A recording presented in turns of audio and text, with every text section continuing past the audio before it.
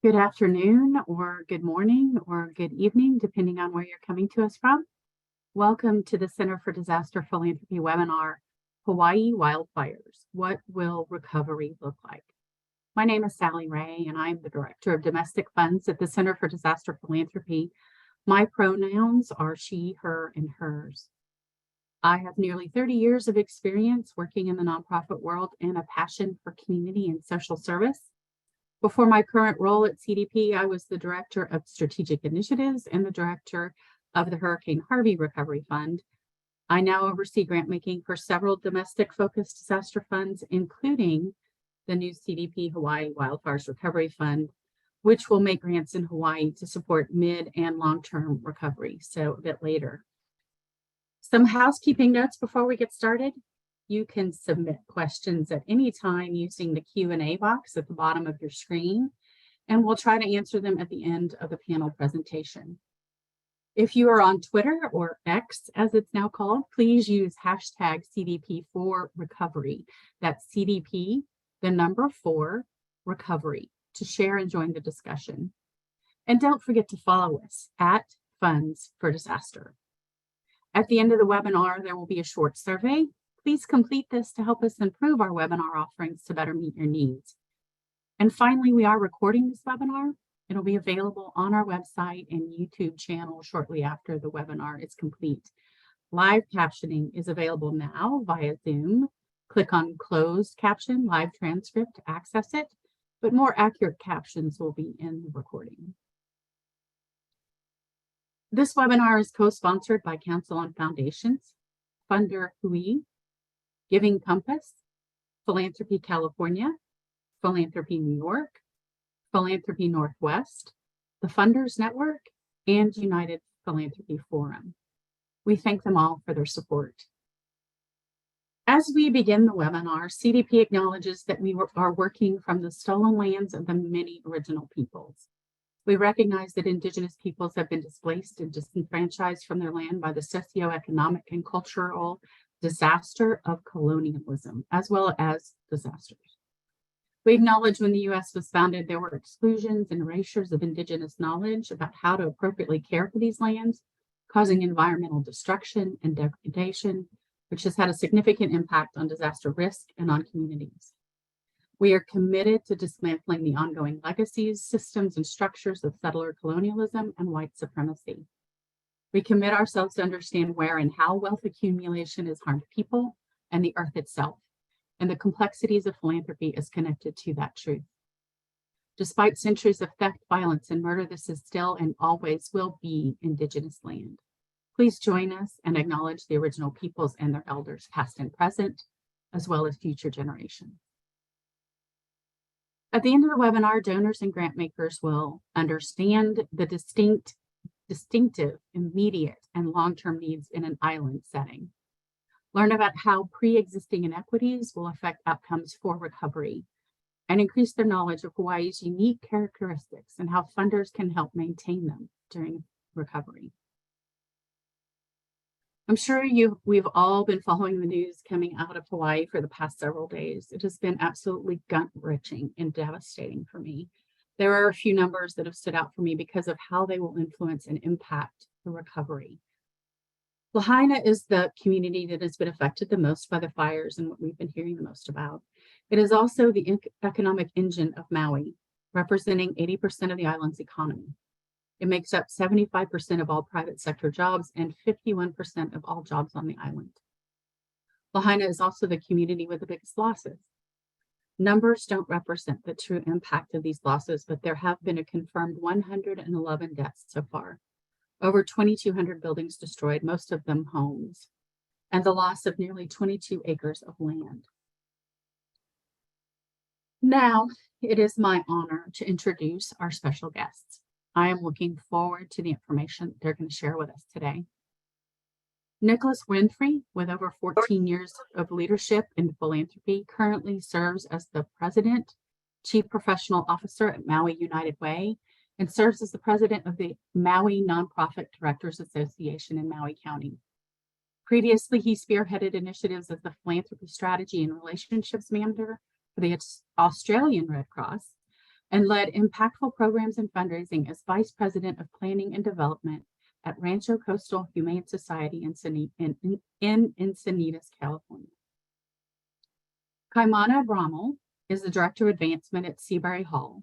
Born and raised on Maui, Kaimana is the product of a home dedicated to Hawaiian values and community.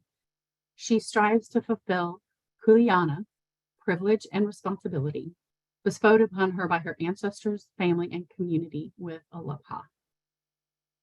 Gina Zotala is the VP of Advancement and Philanthropic Innovation for Humboldt Area Foundation and Wild Rivers Community Foundation.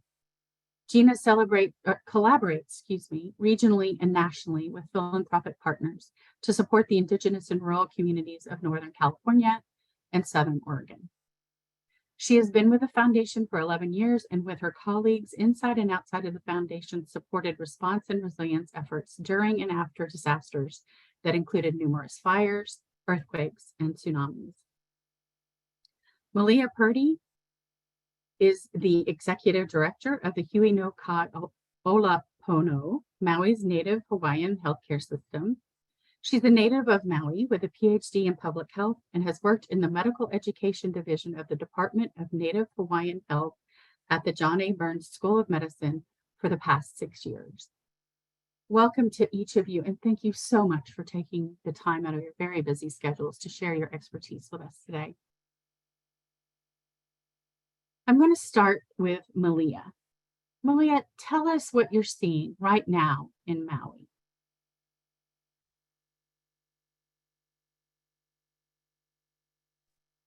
So right now we are seeing a mix of things. I'm coming to you from Lahaina. So I apologize if my connection is a little unstable, but the Department of Health has asked our organization to help set up a medical hub because every single outpatient clinic on this side has been destroyed by the fire. So we're currently situated on state lands to get urgent medical care out here for the community of Lahaina. And we are seeing a mixture of both devastation as you drive through and you just see really in ashes. And then when you go out into the communities for the homes that are standing, you see this beautiful community coming together to take care of each other. And it's both disbelief and then moment of beautiful community. So it's a lot, and it's heavy, and it's taxing on every person and every car that drives through this town because Lahaina as we know it is gone. And if you can imagine what are the people of this Aina and all of its historical significance, we share it.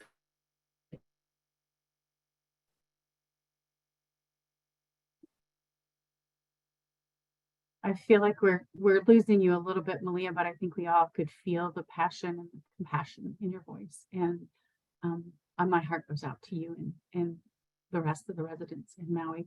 Kamana, I give you the same question. What are you seeing right now? I have not been to Lahaina yet. I have been asked by the people who are there, and while I am a lineal descendant of the area, it is very important for Kanaka since our identity is based in Aina, which is, I want you all to think that Aina is not just land. Aina means that which feeds me. So it is the air, it is the water, it is the spiritual significance and the culture that is Lahaina. Does not currently feed me and my family in any direct way. And the people who are from Lahaina cannot be on this call right now.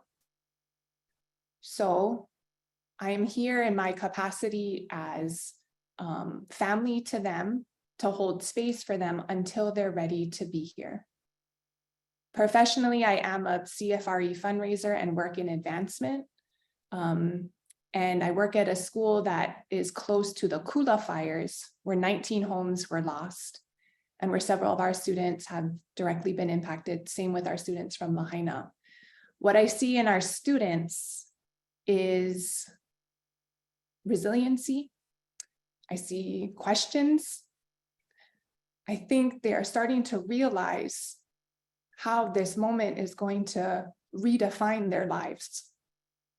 Many are born and raised here, many are new, but I think forever when they introduce themselves as saying, I am from Maui, this will be a part of that. This will be a part of them. And because we are physically not in Lahaina, there is an urgency and a want to help. And even though we are on Maui, we must defer to the people of Lahaina, not only to dictate how that help is, but what that help is and when.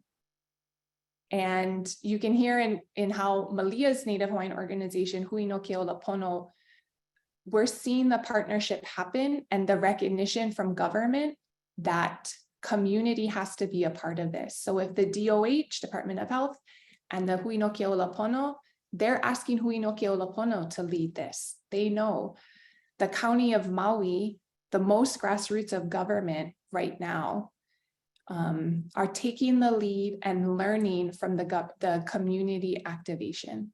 And I'm encouraged by that. That is not how this has always gone. And it's not perfect, right? We're starting to see state and federal resources come. And I'm hearing that we want to honor and make space, but I want to continue to emphasize that the people of Lahaina can and will lead this. They have already. And that we're going to hold space for them until they can step in to have to be on these calls and be in these conversations. Thank you for holding that space. We're grateful for that. Nick, I have a similar question for you. In terms of what you are hearing and seeing on the ground, what are the most significant needs and gaps? Well, first I want to recognize, because I have been on those calls and text with Kaimana and Malia and see the work and the speed that they have done.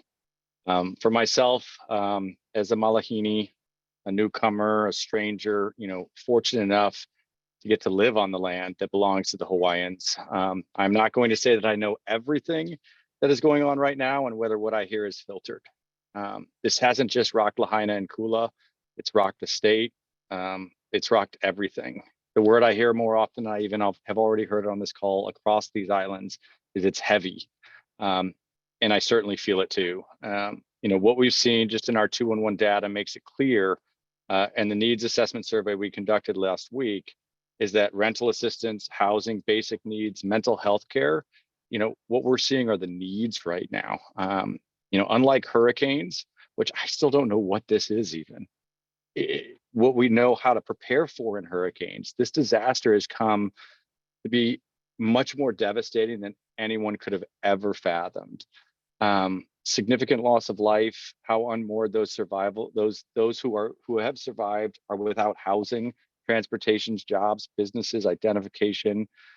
These are our friends, our neighbors, our family, and our community. But we are seeing, as Kaimana and Malia have said, is a community that has come together, unlike anything I could have ever fathomed or imagined in my existence, to help one another. Provide identification, and this is what we are doing. This is what I am seeing in my space, is trying to empower those actually doing the work and do anything that I can and what we can to do that. We're seeing needs for cars and transportation to go for chemo appointments. We're seeing, document retention. How do we get our documents? But we're seeing these agencies and these trusted partners stand up and doing that. What we see from Maui United Way and our community partners is really people doing the immediate work that is most needed and filling those gaps. But I do want to acknowledge that there are incredible disparities in this community across the board that were here before this took place. I'm also seeing a fear of how that equity is going to grow. And for me, once again, as a visitor here, it's important that we as a community understand that, and a community, everyone on this call and in this world, that inequity was here before, it's going to be here longer, and we have to address that in how we do this work. That includes Native Hawaiians, Pacific Islanders, our AAPI populations across the board. Nick, I want to stay with you because you've begun to address it already in what you've talked about. What populations were most at risk before the fire, and what concerns are you having about them right now?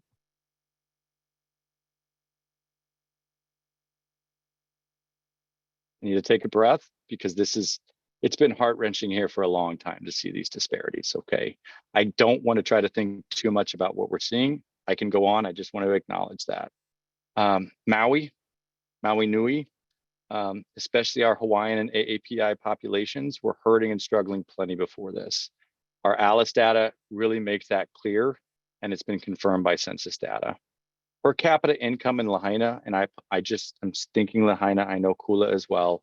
In 2021, the per capita income was just over $30,000. Think about that. Rents were just below $1,700. The death toll is going to become higher and higher, and we just don't know where that's going to go. Hawaii is one of the most diverse states in the entire country, and Lahaina was no exception. More than 1/3 of its residents speak a language other than English in the home, and there are at least 6 common Asian and Pacific Islander languages spoken in the community. This poses a challenge when it comes to helping survivors hear how to access their benefits and know their rights. It also punctuates profound problems when it comes to cultural competency, especially when it comes to cultural competency. We are working to fix this, and I think you heard that from the get-go with Kaimana. It's incredibly important that we have the people that aren't at this table and have not been at the table to be the ones leading this. It poses a challenge when it's coming to helping survivors hear how to access their benefits and know their rights. It also punctuates profound problems when it comes to cultural competency again. There's a reason why I'm repeating this. Everything we're doing is focusing on how to address this. A large statewide survey we just launched, on access to healthcare, conducted last week. It painted a clear picture of 2 Hawaiis. Residents of neighbor islands like Maui felt their health had worsened during the pandemic, finding more punctuated by those who also saw their incomes drop and were more financially insecure. And it's worse for our indigenous populations. That was pre.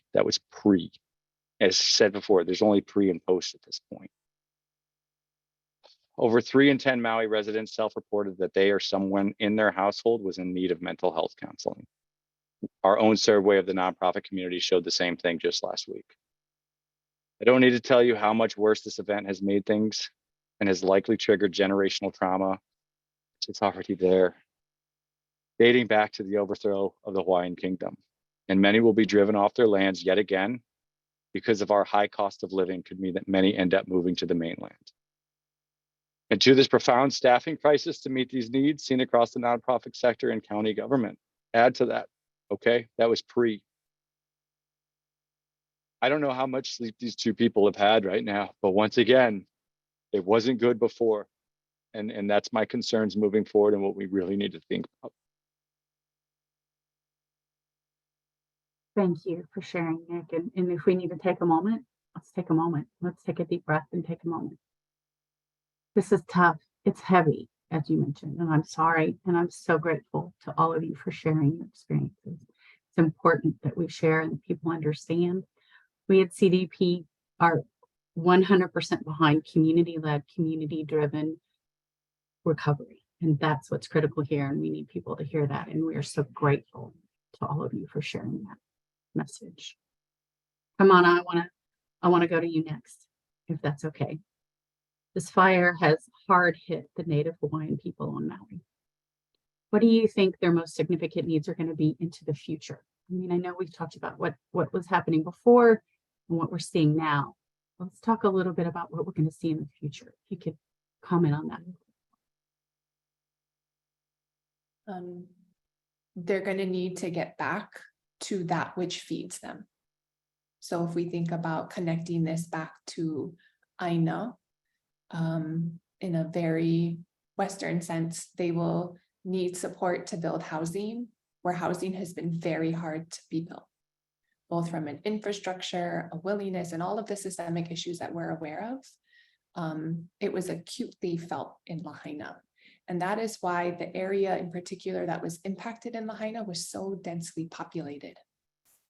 And why, in terms of impact to lives lost, this is so significant. People just lived really close to each other because there weren't enough homes. I was a child during Hurricane Iniki, which was a significant disruption to our state in 1992. And I remember receiving 3 kids from a school on Kauai that moved to Maui. Today, my daughter started school in 4th grade with 2 new students in her class from Lahaina.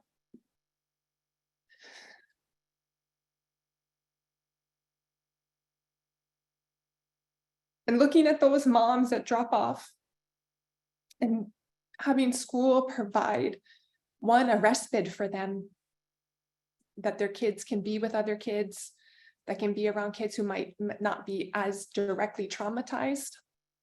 They needed that today. And as much as we are welcoming them with school supplies and hot meals and all of the comforts, the first thing the mom told me this morning was, we're going to go back. And so they want to go back to that which feeds them, which is their community, which is that very special place. I'm sorry, I can't articulate more, but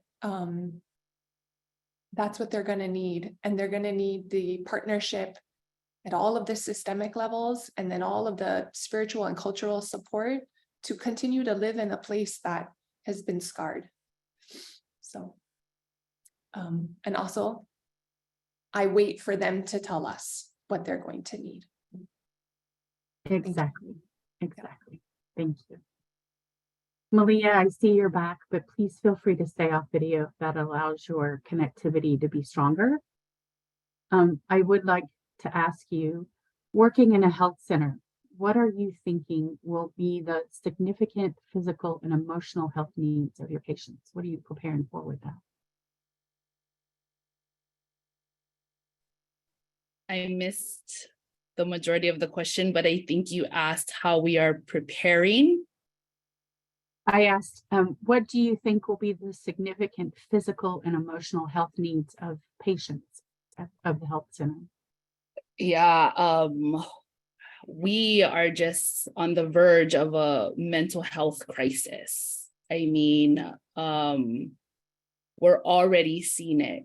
You know, we're trying to prepare and figure out the infrastructure for the influx of physical, mental, spiritual, and cultural healing that will need to take place. There is a lot of support. You know, we have all kinds of medical staff coming in from all over, but we need to recognize this cultural sensitivity of the care that this community is going to need. And that's going to take time, and we have to start now. We have to start training people now in order.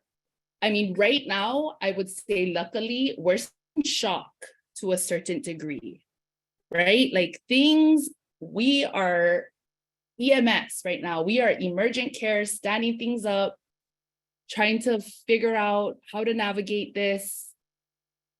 But as time goes on and things start to settle in and people start to plan long-term, we are going to need a lot of culturally appropriately trained mental health providers, trauma response, grieving counselors, and that's kind of what we're trying to strategize right now.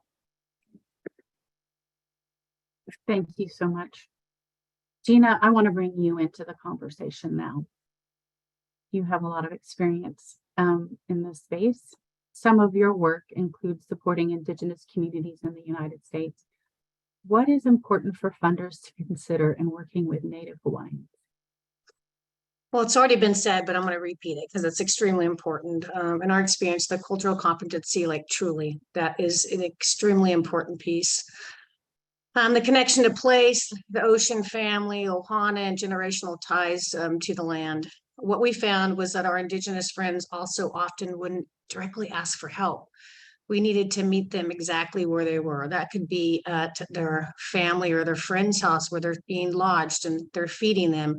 It could be at the park. It could be on some sacred ground, or truly at the location of their house. So we needed to meet them where they're at. In the short term, really Native people stayed with their families, and their homeland was essential to that piece of healing, immediate and long term. The displacement for the short term is one thing, but the medium and long term displacement is just another form of harm, we found. So that's a crucial piece. For example, the local and Indigenous and multi-generational local families really took it upon themselves to support each other. And that system has been in place from the beginning of time.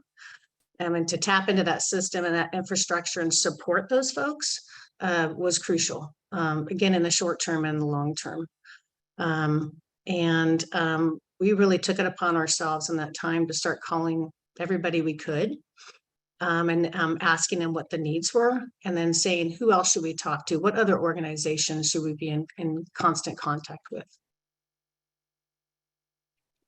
Let me stay with you again, Gina. You've repeatedly experienced wildfires in California and have a dozen, I believe, burning now, and have had to respond to them. What are the top 3 things you wish someone had told you before you started doing this work?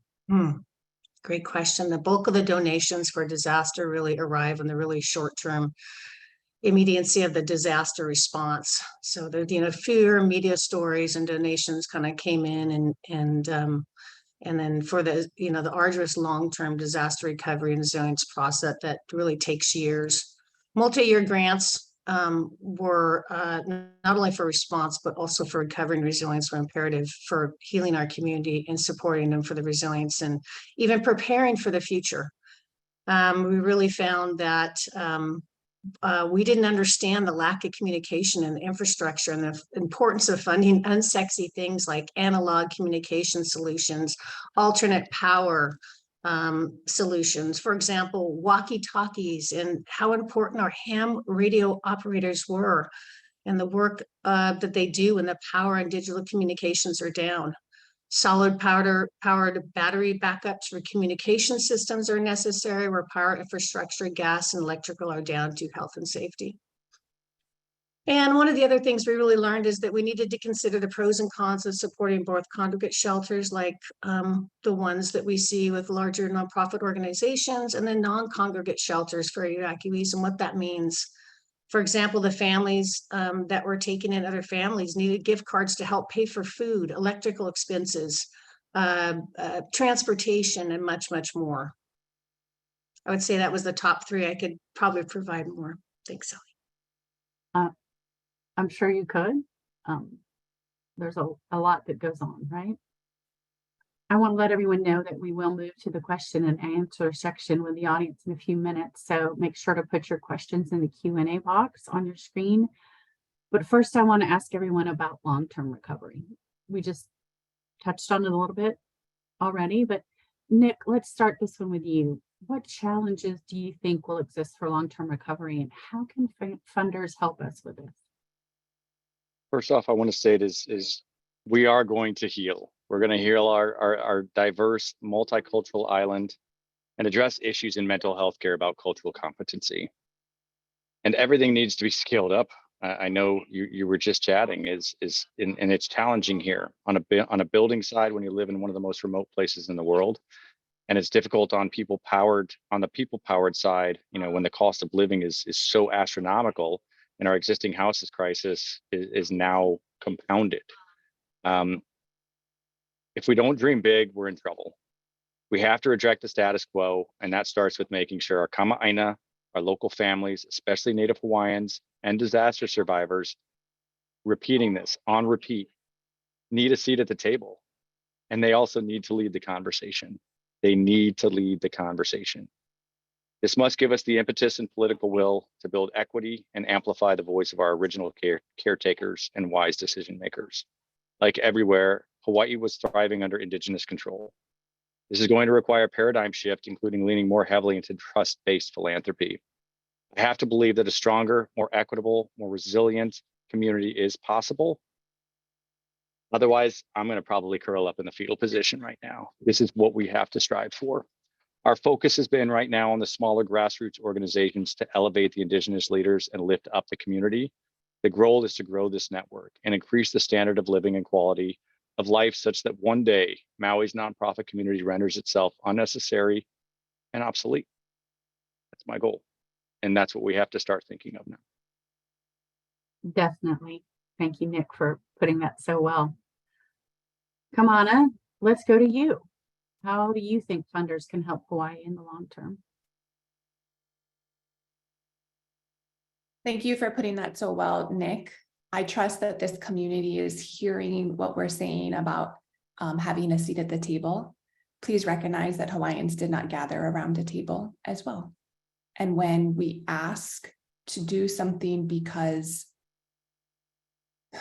to trust us, to trust that the definition of a household is not 4 people or 5 people.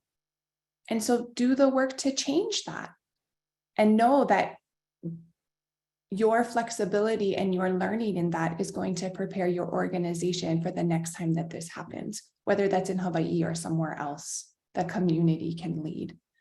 But maybe especially in Hawaii. At my school here, our motto this year was forever learning. And as much as we teach kids, we learn from them. And the humility that it takes to do that is really truly the opportunity that funders have. I work with people every day who want to, for lack of a better word, dictate how the money is spent. And they want to have all the reporting and to know all of the outcomes. The rebuilding and the reimagining or the reinvigoration and the breathing in of life back into Lahaina cannot be quantified. Please update your standards accordingly. Please really do that for us. And trust that when we say that we're going to hand out $500 gift cards to the people that are making a difference, trust that we're doing that. Please. Trust. Trust is critical here. I agree. Thank you. Gina, you have a little bit different perspective having gone through this before. What have you learned in recovery that will be important for local Hawaii and other funders to keep in mind here? Well, I'm actually very aligned with my colleagues, so I'm going to say some really hard stuff to my funders and philanthropy right now. But we talk about doing trust-based philanthropy, but we need to do it. It needs to be done now. And that means that we need to streamline any arduous processes. Recovery funding support relies upon deepening relationships for long-term community resilience. I can't say this enough. Unrestricted discretionary dollars or general operating support grants. The community knows what they need. Our job in philanthropy is actually to listen with cultural competence and humility, and then answer the call. Create internal policies that lift restrictions for funding during a disaster, as we did as an organization. And put the arduous task of reporting not on the people. We called every single one of our grantees and said, how's it going? What are you doing? And we wrote the report. That's what we can do. Don't put it on the people that are taxed.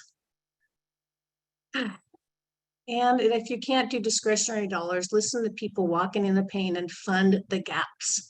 Sometimes it was like brass fittings for the fire department so they could actually get the water back on. It's not sexy, but it's important. And it also meant communications. Lastly, remember that long-term recovery also means cultural revitalization. For us, it was brush dances, and for Maui, it could be hula. Listen to what the people need of Maui, support that, truly trust it, provide the necessary support, not just for right now and this year. I'm talking about response, rapid response now. I'm talking about next year during the recovery, and I'm talking about years to come for the resilience. And help support all the folks that Malia said are providing the healthcare and the mental health support. Even the firefighters, law enforcement community are going to need support through the trauma that they have been through, some of which is generational, multi-generational trauma. And so that also needs to be funded. Listen to the people and then provide the support. Listen, that's our job as funders right now. Listen and provide. Malia, I want to wrap up with you before we go to the Q&A. What do you want funders to know?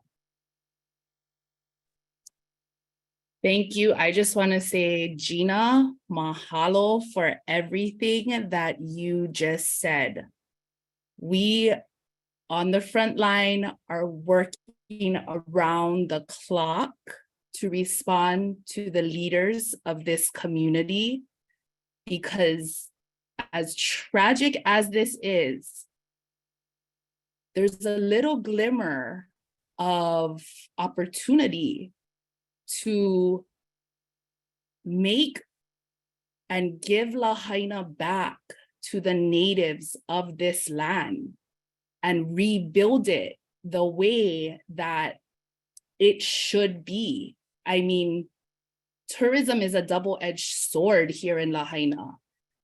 It was the economy, it was an engine, you've seen the jobs, you've seen the statistics, but it was also detrimental to the physical land. And so now we are in this situation where it has been wiped, right? Like, how do we rebuild? How do we rebuild with intention? And in a way that will then, there's an Olelo no Eo Hawaiian proverb, Heali'i ka aina he kawa ke kanaka. The land is chief, man is its servant. And so we need to listen to that. We need to listen to our aina and rebuild around that. And the native people who have resided here for thousands of years and generations of families, they know what the purpose of this aina is supposed to be, and they know what they need. So trust us, please trust us when we say we can do this. Our native people can do this. We just need the infrastructure and the financial backing to be able to rebuild. And I promise you, when we heal, Nick, to your point, when we heal, this will be the model that like I said before, such tragedy, but so much opportunity. I love that. Through tragedy comes an opportunity. As a reminder, CDP webinars aim to provide education for the philanthropic community. So while all are welcome to pose a question, we will first focus on those addressing funder issues. And I want to let you know that some of our speakers have agreed to stay on the webinar for a little while longer than that it was originally slated to go on. So we'll try to reach as many or address as many questions as we can. I will also say that we have received dozens of questions already before the webinar. So we're going to answer as many as we can, and you may be able to find answers to others in our wildfire issue insight and disaster profile on disasterphilanthropy.org. So if you want to go there and see those, that's where they'll be. We'll provide links later in the slides. We will send those links also with the recording. We have this question on in our Q&A box, and we had it previously. People want to know what they can do to help. Who are the local agencies that you trust, that you there's so much information online, it's hard to know which ones can absorb the need that philanthropic funding and how we can support local organizations. CDP has a fund. We want to know that as well. So help us, those of you with that knowledge there in community, who can we support? So, I'll start with you, Nick, as someone who is immersed in the philanthropic community there. What would you suggest people do? Yeah, my internet is a little wonky right now, so I'll preface that. I was hoping Kaimana would have taken that one first, but what I'll tell you is Maui direct cash assistance right now across the board. As you said earlier, now is the time for us to be able to scale and empower those that are doing the work, like Hui no Ke Olopono, who was already a funded partner before all of this, a trusted entity that we knew how to do, that we were able to already get funds out during this disaster relief. Maui United Way is accepting funds. We are scaling. We have invited the right people to be in our circle from our network that have dealt with long-term disaster recovery at the Camp Fire disaster, along with several others. We have a network that we're tapping into to make sure that we are empowering the community that is actually doing the work. Hawaii Community Foundation, trusted entity as well. I'm going to let Kaimana talk about the other one, but I would certainly fund that one with my own dollars as well, which I need to do. I apologize, I have not done that yet. It's trust the leaders in the community and trust the community again. We and I'll say it now, the phones will probably be going off soon. In about 18 minutes, we've been working diligently and we're getting direct cash assistance kicked off in about 28 minutes. And I apologize, it is that number 5 per household. It's not equitable, but we're going to be doing $1,000 direct payments. We're in that time frame of IRS. We have backstops in place. It's just get it into the community as fast as you can and find those leaders in the community and those voices that aren't quite there yet, being on standby for when they have their voice, and just be prepared for what they ask. Maui United Way, Hawaii Community Foundation, and all the trusted partners that we're funding, you want to give directly to them, give directly to them. I wholeheartedly trust it and get it to where it needs to go fast. Think of us as that vetting process and putting in systems to make sure that we have fiscal responsibility to get as much resources out as we can. Ramona, he threw it to you, so I'm going to do that too. Well, I wanted to go first, not to promote the grassroots organization that I have been working with, but to have an audience and a platform to give credit to Nick Winfrey. He is able to do what he is able to do because he's one of the hardest working people that I know on Maui, and he has been for a very long time. He has positioned his organization to do this work, and still he has run into brick walls, and he has dug under, climbed under, and probably just ran through all of them to get to where we're going to be in 16 minutes. There is a general distrust of institutions right now across your country, but here in Hawaii as well. And so giving to organizations like the Maui United Way and the Hawaii Community Foundation, even though Nick and I are personally involved and on those calls, is still hard for people to do. But those are the organizations that have been doing the work, so that in a time like this, when it's hard, as Gina probably knows, that those lines are already there. And even though Nick is a malihini, he is I can't even use the word ally because I don't think it goes to capture. So in my position as holding space for the Lahaina people, but also as a Maui girl, Maui United Way gets my full support. Hawaii Community Foundation gets my full support. There is a coalescing group of community folks, and they are loosely calling themselves Maui Rapid Response. We actually stood up in 2020 during the pandemic and stayed active on a very grassroots basis, serving mostly the unsheltered population and some ALICE families. And then, of course, rapidly organized to stand up for this. So MauiRapidResponse.org. Not quite the capacity though, I'll be honest, as HCF and Maui United Way, but still doing good work. Thank you. Malia, would you have something to add to that? I am so grateful for Nick and all of his hard work. His team is small and they are mighty. And he has been so instrumental in allowing us to do the work that we do. So if Nick is the philanthropy, and Maui United Way is who you trust to identify these partners, Nick is plugged in. Mahalo for your hard work, Nick. Everyone's a Nick fan. Yay. Thank you for all you're doing. We appreciate that.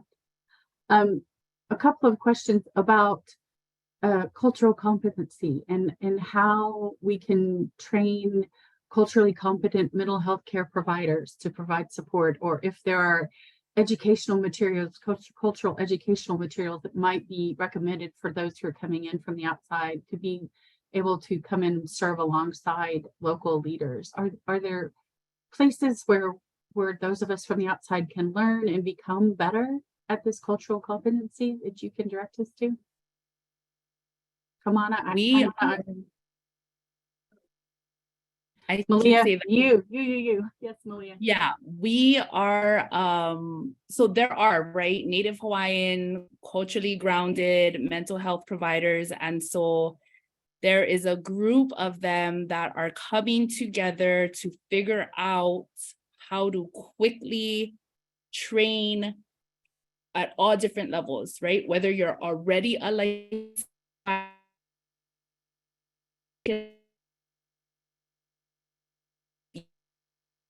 absolutely no training, but you're in the mind space to be able to let someone affected offload some things, but still not cause more harm or trauma, so it's the whole spectrum, right?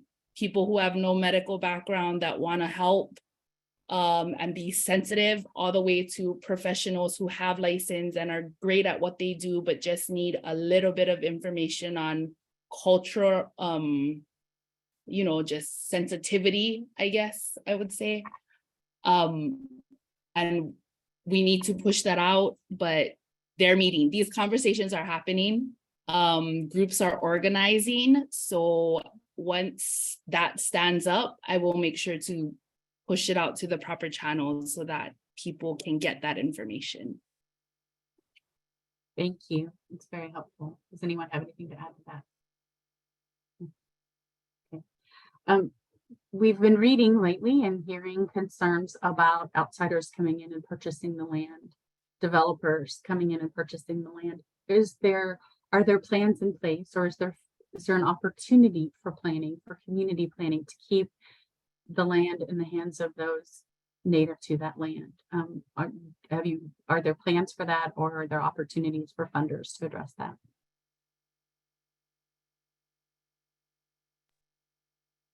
Anyone? I will try on that one.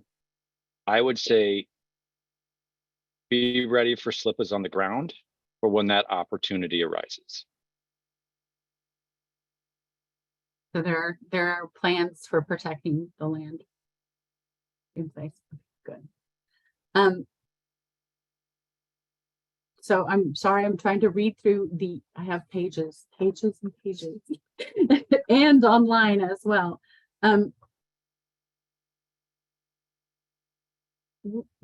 You talked a little bit about how community was coming together, and you're seeing some connectivity between the government and community, and government listening to community at this point. I'd love to hear how that is happening, how you expect that to continue. Do you expect that to continue? And you mentioned some grassroots collaborative organizations coming together.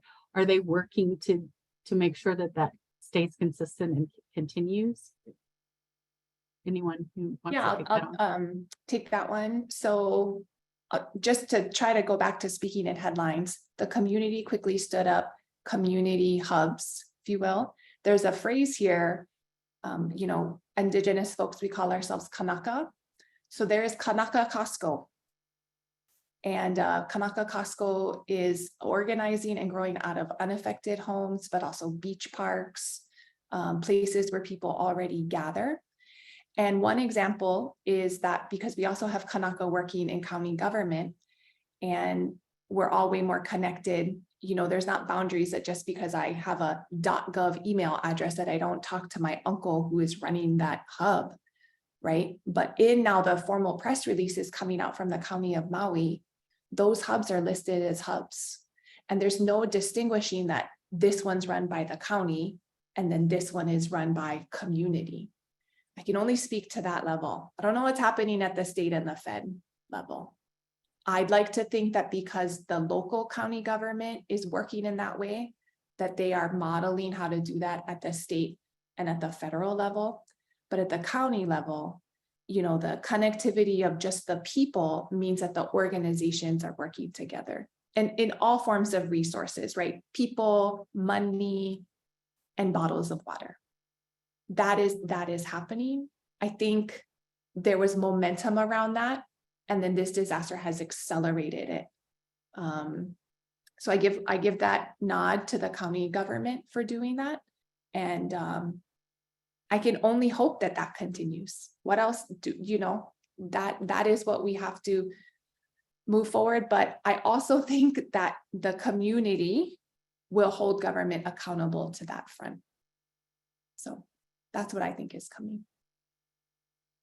Gina, you have experience in the space, and there's always a lot of suspicion in community, particularly Indigenous and Native communities, around the role of FEMA and other large nonprofit organizations. And can you talk about how you've seen that play out? And you know, have you found ways to work through that system and that might be helpful here?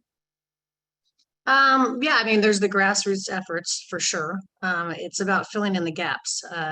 With the last earthquake we had, there was not support.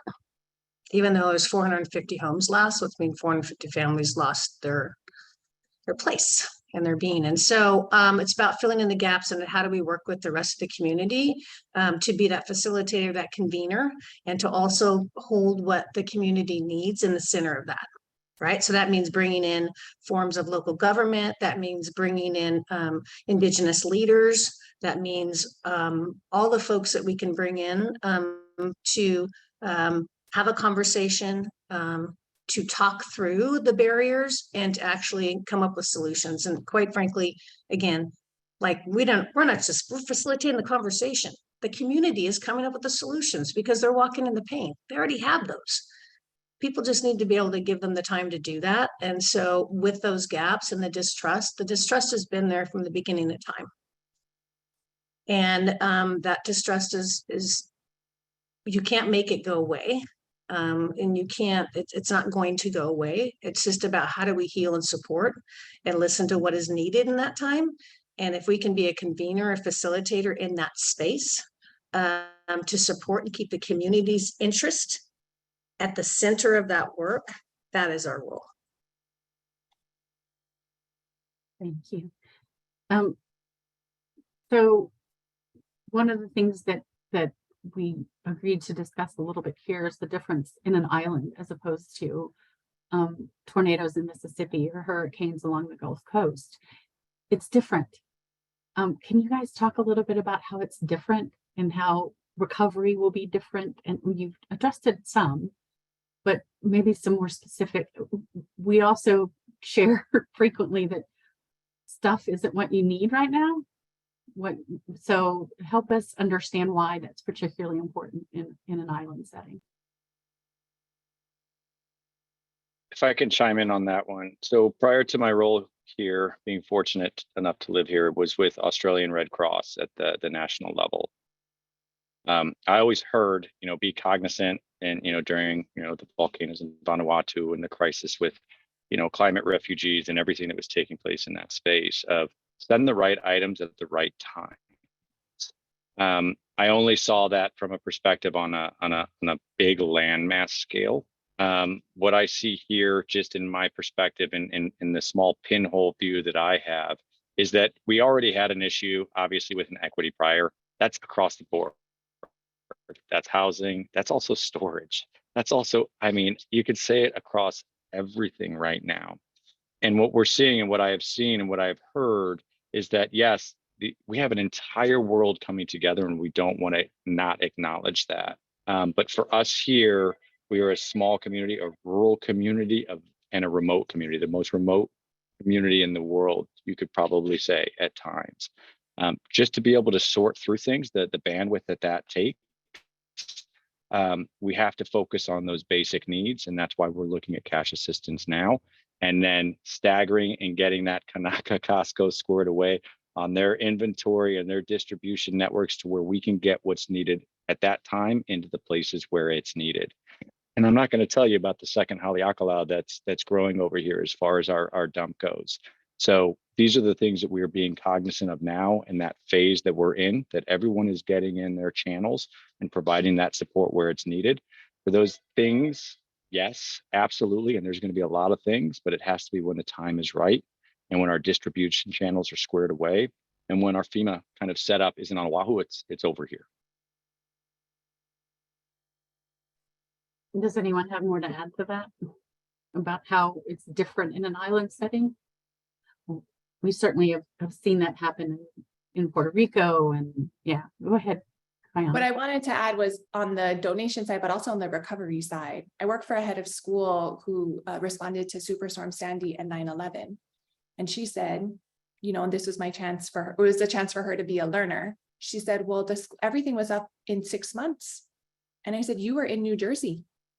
You proudly told me that a ground crew from Alabama drove up with trucks and people to get your power back up. That's not going to happen here.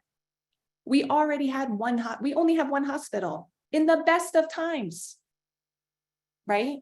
No one's putting a whole bunch of stuff on barges. And if they are, it's going to take 3 weeks, 6 weeks, so you guys know that. And whatever assumptions you have about how difficult the geography is, like Nick said, it was already tough before then, and this is exacerbating that. So I guess that leads me to say we need patience. We need you to not forget about us. We need you to think that just because you're not seeing immediate progress, that it takes longer here, you know, just from a time, just because it's farther. So I want to add to that also. There is not one sector on this island that is not being taxed, stretched thin, and overworked on this island. Yes, it was on the west side, and yes, the rest of the island of Maui is operating as normal. But when you drive in and you see Spectrum, Verizon, you see our county workers, our state workers, our first responders, the people working at the ports trying to receive the shipments, the air cargos, our drivers, our big truck drivers, everyone is working around the clock. This impacts the entire, this is just the beginning. And I don't know how we relieve everyone. Like, at what point do we get to take a day off? None of us can see it. We can't see it. I don't even know. You know, at what point is Nick gonna get to leave the office and shower at home? Where luckily we have homes to go home to, but this entire island is working their butts off to just build infrastructure, right? Like, I feel bad I'm having to take this call with my camera off, but there's no infrastructure. The internet is still unstable, and connectivity.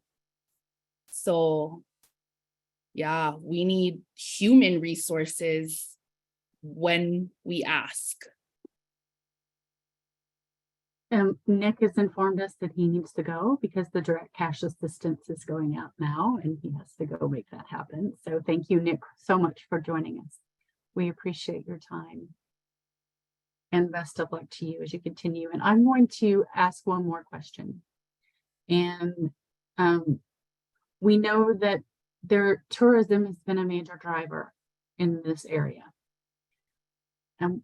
How can we help without tourism? How can we help bring this land back without that?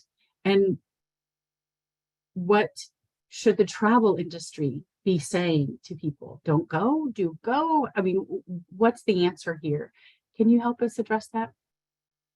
Yes, in fact, I spoke with Natalie Compton of the Washington Post, and there is a story that ran today. I'm quoted in it. I texted her and said, thank you. She did an excellent job threading that needle. Western world wants certainty. They want black and white, and they want to know, do I go or do I not go? And the answer to that question about tourism on Maui is extremely complicated. And as a Hawaiian, it's very nuanced because of all of the reasons why tourism is nuanced, and I don't have to go into that with you. Please read that story. I think it does a really good job of threading the needle. So I will just frame it, and then it's up to you folks to make the decision, is what I would say. So West Maui is closed. Lahaina, Kapalua, Ka'anapali, Olowalu, Lahaina Luna, all of those areas in West Maui are closed. And further, only people who should go there should go there. And if you're not sure if you should go there, you probably shouldn't go. Then we have another more tourist area in South Maui, Kihei, Wailea, and Makena. Those places, those people there are saying that they are open. We don't want a double disaster here, right? Where people who are dependent on tourism then have to close the small businesses. Costco will be fine. Target will be fine. Walmart will be fine, right? Will the restaurants and businesses and all of those little things that support the majority of the people on this island, will they be fine? East Maui was closed for a significant part of COVID because of their frail population and lack of access to healthcare. I am hearing from people on East Maui that they are willing to host the tourists, that they feel that this is their time to welcome people. So the challenge is that a lot of times when people hear that, they think they can just go do whatever. I echo what Malia said, we are all taxed. So while we can be hosts, we might not be the best hosts right now. Right? We all know someone and have a story, all of us. And so your server is probably thinking about their auntie or uncle, right? That hula dancer might look a little vacant right now. Just know that we might not be the best host, but we are here and we are doing our best. And as all of you know, since you're in the crisis world, things are changing very fast, very, very fast. So continue to keep an ear to the ground. You know, I consider you all, feel free to reach out to me as things change. But if you're gonna come knowing that, you know, we're feeling it, and that it is affecting all of us. Would any of our speakers like a final word before I go to our closing comment? Nick, you're back with us. If you'd like to, if we could highlight him again.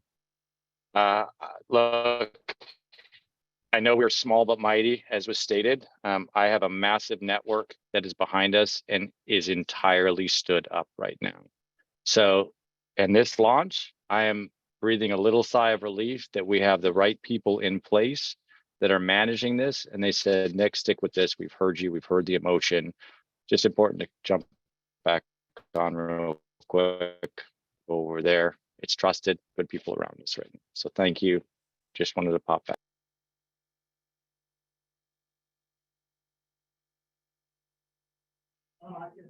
Malia, do you have anything you'd like to say? I just want to thank everyone for being here to hear what we have to say and what's happening here on the front line. This is a wonderful opportunity, I think, for people outside of Hawaii to hear what's happening. And so I'm honored to be included in this conversation and hold space for the people that when they can, they will be here. Gina, anything, any hopeful commentary for them for what's in the future? Well, first I want to show my gratitude for you guys showing up today during this time. So I just also want to speak on behalf of philanthropy, and I want to say that our hearts are with all of you. And now it's the time to put the dollars behind our hearts and our emotions and to support you. And sometimes, you know, it might not be $1, it might be a phone call. So I am committed to being that phone call at any point for any time. Or if someone just needs, I just need to hear a voice that's not on the island, that's been through this, that I can feel supported and someone can just listen to me. So certainly we offer that. I want to thank the CDP for doing this call and doing what they do. And they've been a huge support for our organization. Like I said, there's five fires right now, within 7 miles of my own personal house. So I am sending so much love and Mana to all of you. And so we are here and standing by. And last thing I will say is the Native people and Maui and the Hawaiian Islands are resilient. And I give you hope in the form of you will get through this. And I hope that my hope is the pain is as you walk through this path, that you get to the point of healing. Thank you. Thank you, Gina. Very well said. We appreciate that. Representing philanthropy with your words there. So that's all the time we're going to have for questions today. But as we begin to wrap up, I want to provide the audience with some actionable thoughts for our conversation, from our conversation. Island recovery is different. Be prepared to adjust to the uniqueness of supporting recovery where access to resources and supplies differs from a mainland response. This includes increasing cultural competency to understand the needs of Native Hawaiians. Fire recovery has different timelines, stages of access, and activities. Most external NGOs are in a holding pattern while they wait for the fire to be extinguished and for the search and recovery operation to end. Even after the government opens up Maui, the usual disaster recovery activities won't follow in a typical order. Soil remediation means access to rebuilding may take longer than normal. Families may be displaced and services may have to be provided in other locations for months or even years to come. Be prepared for that. Be prepared to walk beside the residents of Maui for many years. That's what we need to be prepared for. Walk alongside Native Hawaiians and the other residents of Maui. Let them lead you and determine what their needs are. There are many issues that will need simultaneous support. This is not an easy disaster. There's never an easy disaster, but this one's particularly complex, physically, emotionally, and socially. You can find many resources that can assist you on CDP's website.